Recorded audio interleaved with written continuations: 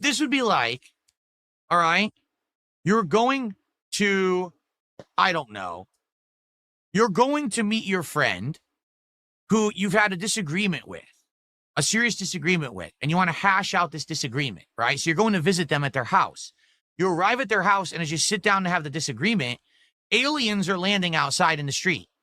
Like literally the saucer's coming down and crowds are forming. And you're, all right, well, the aliens are out there, but you know what? We really got to hash this out. This is more important. Wait, what? No, there's aliens outside, you nitwit.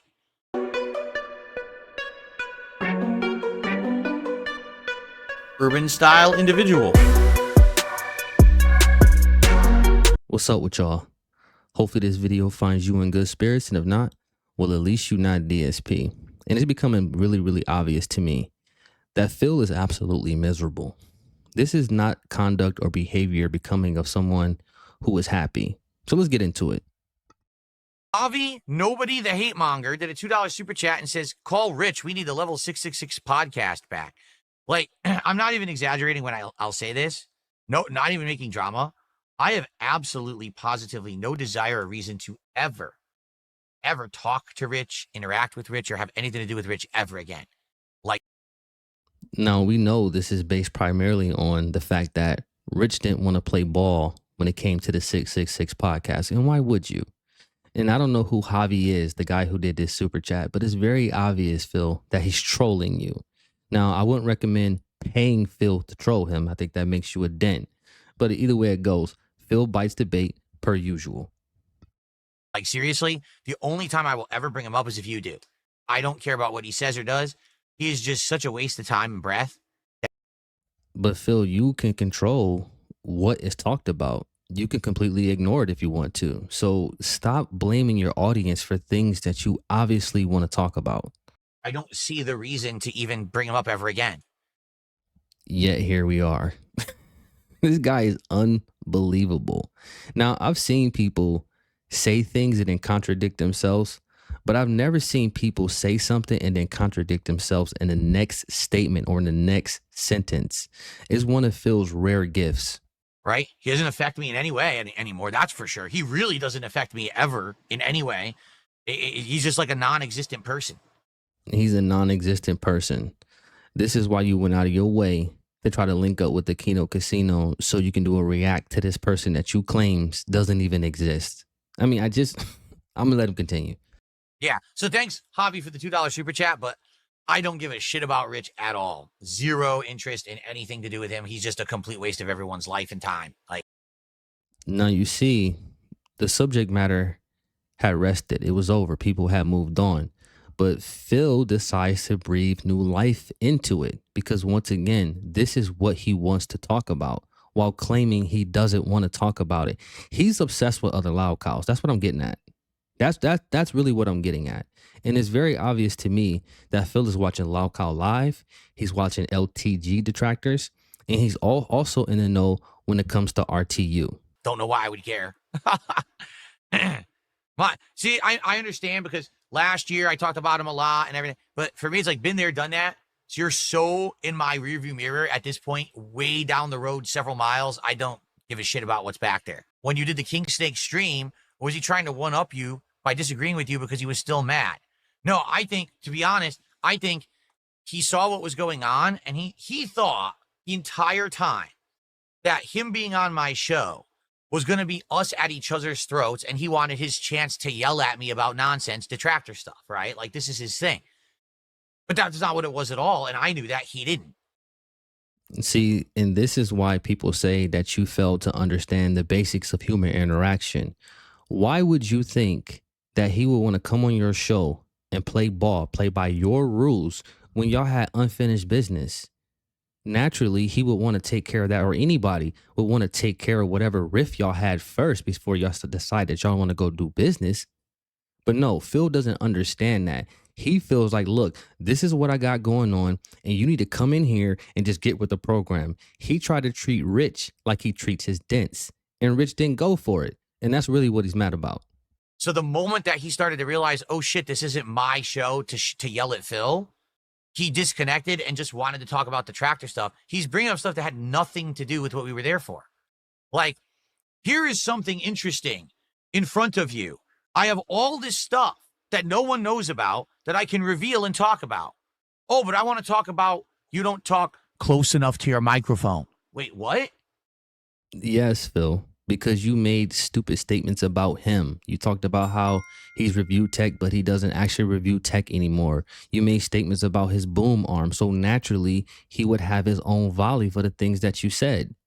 You can control what you do and what you say, but you cannot control how people respond to it. You're upset because he did not respond in a way that you would like him to. He obviously was not over the stuff that you said about him, and he wanted to take care of that before he was going to do a favor for you. And that's the response that anybody would have in a situation like this. This is why I say you struggle with identifying how humans communicate with each other. Even something as basic as a rift, you take the most obtuse way about it. And you wonder why people have the responses that they have to you, dude. You a weirdo. This would be like, all right, you're going to, I don't know, you're going to meet your friend who you've had a disagreement with, a serious disagreement with, and you want to hash out this disagreement, right? So you're going to visit them at their house. You arrive at their house, and as you sit down to have the disagreement, aliens are landing outside in the street. Like literally the saucer's coming down and crowds are forming. And you're, all right, well, the aliens are out there, but you know what? We really got to hash this out. This is more important. Wait, what? No, there's aliens outside, you nitwit. We can talk about all this later. It's not really that important. Seriously. There's fucking aliens. Can we go? Now, the fact that he had to drum up something as extreme as aliens landing in our realm is proof that he really does not have a point. The fact that you believe that your DMs between you and Kino Casino is somehow on par with an alien species coming to our world is absolutely ludicrous. But that tells you how he thinks of himself and how much cachet and prestige he thinks he still has. That he can compare something as trivial as some DMs because it involves him to aliens invading our goddamn planet. This dude is bugged out. Go talk about the aliens and deal with the aliens? No, ignore the aliens. We have stuff to talk about. No, we don't. I was never interested in hashing out anything with Rich. Ever. There's no point. He's a waste of my time. Like every time I talk, us talking about him now is a waste of my time. We could be talking about more interesting stuff. So why are you doing it? It's your stream. At any given point, you can just ignore it and move on. But you're deciding to labor this point over and over again, even though it's not anything new or interesting that you're talking about. It's the same trivial lolcow garbage, right? It's not like something actually happened, but you got this podcast and you have to fill time. And this is why I touched on this whole podcasting thing for him is such a bad idea, because what this does is turn his channel into essentially a 24-hour, essentially like a 24-hour type news cycle, right? So if you think about channels like Fox News or CNN, right? There was one point where the news came on at a certain time, you watched the news and then you went on about your life. Now you could turn the quote unquote news on at any time and there's always something going on. Well, that's because they have to fill that space. So if you have a 24-hour news cycle, it's no longer about being right? It's about being first and about filling those slots. And that's what's going on now with Phil's podcast. He don't really have nothing to talk about, dude. So that's why he's picking at these things that he thinks will turn into lengthy conversations to fill this nothingness that he calls a podcast. But he didn't get that. He is such a small world dude. Like seriously, his brain is tunnel vision, small world, lolcow shit. Like he thinks about it 24/7. So to him, he's like, well, I could talk about Phil about his mic and we could talk about this. What the fuck are you talking about? So nonsensical, such crap. Go talk about that shit on your own stream with people with pea brains will listen. All right? Not on my content. Well, once again, he was pointing out how disingenuous you are because you talked about something he did and then you went on to do the same things, which for most people is a good point. But for you, he's a pea-brain and all this other stuff. And look, I'm not saying Rich is some great guy. I know he got his qualms and stuff going on in his life. I understand that. All right. And I have to preface that again, because in this verse, in this sphere, it's a lot of weirdos and it's a lot of fandom and people like who they like. Don't come in my comments talking crazy. I don't care about Rich. All right. You got your guy and I got mine. Dale is Wrinkly did a $5 super chat saying that my story is not believable. You don't have to believe it. It's all good. I'm good. It really, I don't care if you believe it or not. What's done is done. I'm done with it and I moved on and I'm successful and happy. So why do I give a shit if you believe my story or not? Doesn't affect me in any way. You're open to believe or not believe as much as you want. I don't have to justify anything. I'm good. We're done. Like I said, again, in my rearview mirror, I'm way ahead of it. Who gives a shit? So if you don't care about what people think, then why did you come up with the king snake to begin with? Right? Because the king snake was a cover story for you getting walked like a dog by Kino Casino, because we all seen them put you on a leash for a couple months. And we all were telling you about how they were snaking you. But all you could say is how we were dunces and mouth droolers and all this other nonsense. And it was just funny to me how the world could see something you had, something that was right in front of you, but you just refused to see it. And so when things played out the way we all knew they would, here you come with the king snake narrative to play cover, right? Because you care. Javi says, don't you want to own the casino again? No. No, I don't. I don't care. I'm good. Again, you have to understand something. The people who try to pull me into their lolcow vortex shit need me. They need me. That's why they want me involved with them. They need someone to make content about or with. They want someone to go back and forth with. I don't need them. I'm successful and happy on my own. So if you did not need them or him, then why were you reaching out to him to be on your podcast, Phil? This doesn't make sense. If you don't need any LOLCOWS, why are you crying about Wings of Redemption not coming on your podcast and ignoring you? If you don't need them, why are you crying about LTG not wanting to play you in a damn fighting game, dude? See, this is why when you speak, nobody listens. Because we know, for the most part, what's coming out of your mouth is going to be some nonsense. It's going to be self-serving or it's going to be a lie, right?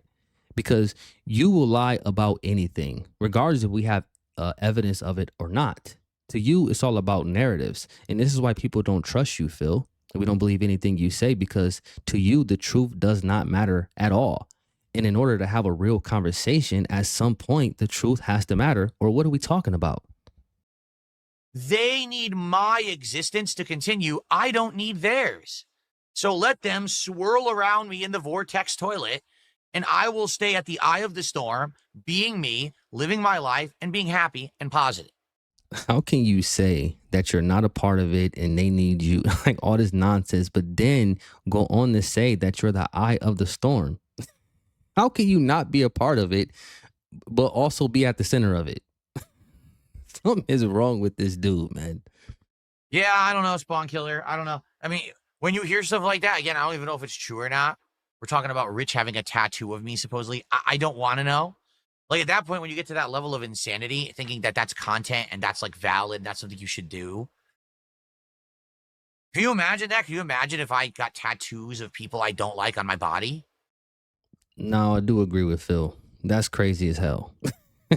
I don't know if Rich, if he lost a bet or what happened, but I don't know why you would be getting anything related to DSP put on you permanently. I think at that point, you've lost. Whatever you were setting out to do, you did not accomplish.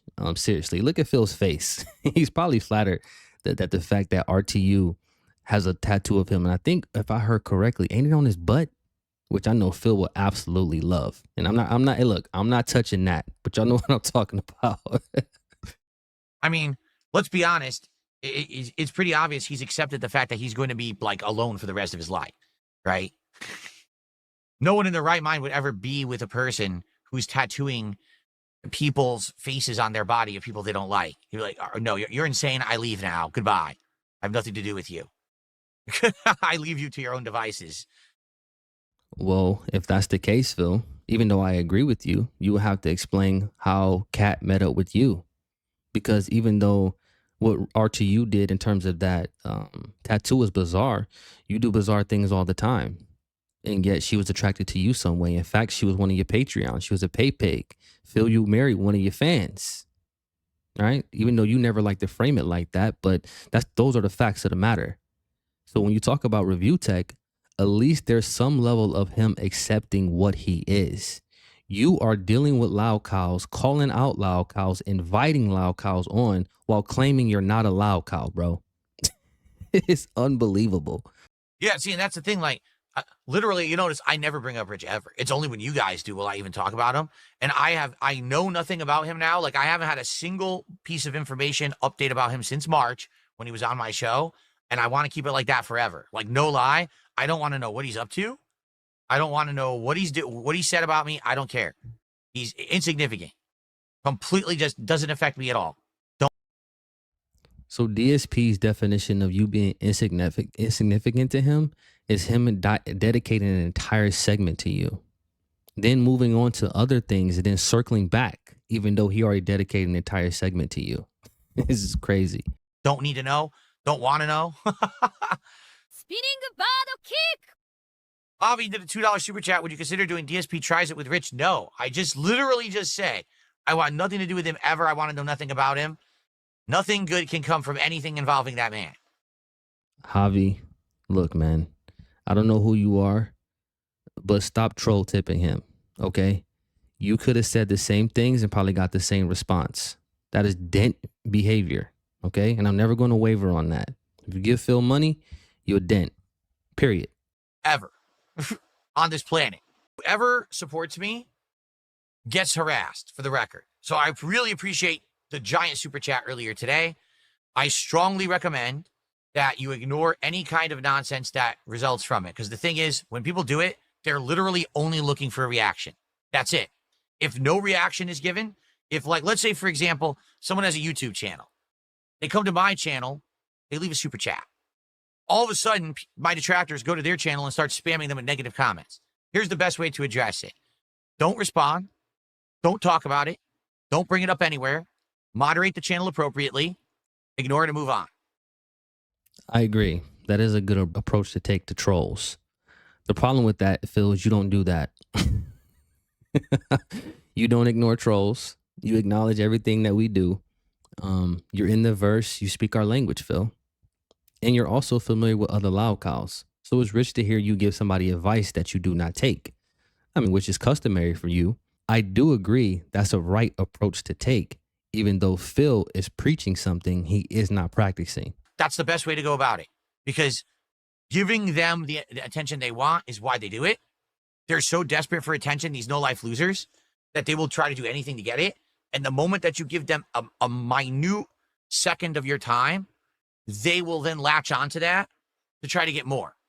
So I apologize. This happens. This is not just you. This is not a unique situation for you. This happens to literally anyone who supports me. I strongly recommend that you just ignore it, moderate appropriately, move on. Sorry it happened, but do not feed into it. That's what they want. That's the best advice I can give you. So if you know and you understand this, I have to say he explained it quite well, right? Would y'all agree with that? I think so. He understands. Yet here we are, Phil, and we have a decade plus more of you responding to the trolls, which proves that you're just overly emotional and you're paranoid, man, because you have the formula. You just have a hard time practically applying the formula. See, I think a part of you likes engaging with the negative energy that comes with the trolls. You like snapping on people because hurt people like to hurt people, right? So I'm sure for those 5 or 6 seconds where he's taking off on somebody's head, he feels good in an otherwise miserable situation, because we know, Phil, your life is absolutely miserable. You're not convincing us otherwise. You got to understand, these people have been trying to take me down, whatever that means, forever. And they know now that they can never do that or have any effect on me. They're aware of this now. Like, I'm bulletproof. So they have to try to do other things to get attention. And this is what they do now. So basically what he means by bulletproof is basically saying there's nothing anybody can do to him that's going to affect him. Phil, me personally, I'm not trying to do anything to you. I don't wish ill will on you. I don't want you to get hit by a car, nothing crazy like that. I just want you to get a job. I think you working a 9 to 5 and for other people would change your perspective gradually. And I think it would do good for your mental health, for you to start to understand people and how we work and how we operate. All right. I think you being in that room speaking into the void for all these years has warped your sense of reality to the point where you really don't know how it really works. And I think things like DoorDash and Twitter and things have only helped make you sick, because you overindulge in those things while making it your business to avoid the real world. And this is what we have. You know, we have this fake NPC version of a person that's hollowed out on the inside and that's soulless. And the only thing you understand is transactions. And this is why people don't like you, because you come off as like a snobby kid or a nepo baby or something like that. Somebody who never really had to work for anything, because when people have to work for things, their perspective, especially on other people, is vastly different. They usually handle themselves with far more grace, something you're completely devoid of. That's all I got for y'all. Peace. Urban style content. I'm dead.